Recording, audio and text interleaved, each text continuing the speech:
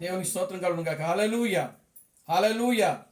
దేవుడు మోషేను నమ్మాడు. దేవుడు మోషే కోసము హోరేబు పర్వతం మీద ఆయన ఎదురు చూశాడు. దేవుడు మోషే కోసము ఆయన ఎంతో సమయాన్ని హెచ్చించి ఆ హోరేబు పర్వతం మీద ఎదురు చూచినట్లు వాక్యములో ఉన్నది. దేవుడు ఆయన ఏ సంఘ సిద్ధాంతమును నమ్మడు, కానీ ఏ యొక్క సంస్థ యొక్క శాఖల యొక్క సిద్ధాంతములను ఆయన నమ్మడు. కానీ దేవుడు ఎవరినైతే ఆయన పిలిచాడో వారి మీద మాత్రమే ఆయన నమ్మకం పెట్టుకొని నమ్మకం కలిగి ఆయన ఉంటున్నాడు. మోషే దేవుడు ఏ నమ్మకం అయితే పెట్టుకున్నాడో ఆ నమ్మకం పట్ల మోషే బాధ్యత వహించి దేవుని యొక్క నమ్మకమును ఆయన నిలబెట్టాడు.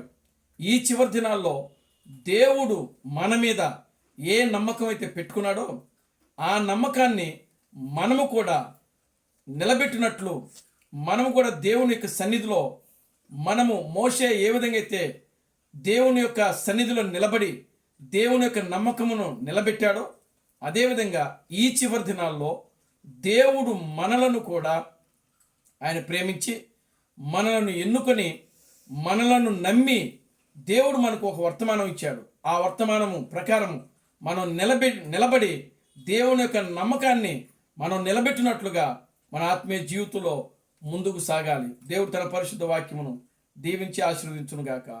ఆమేన్.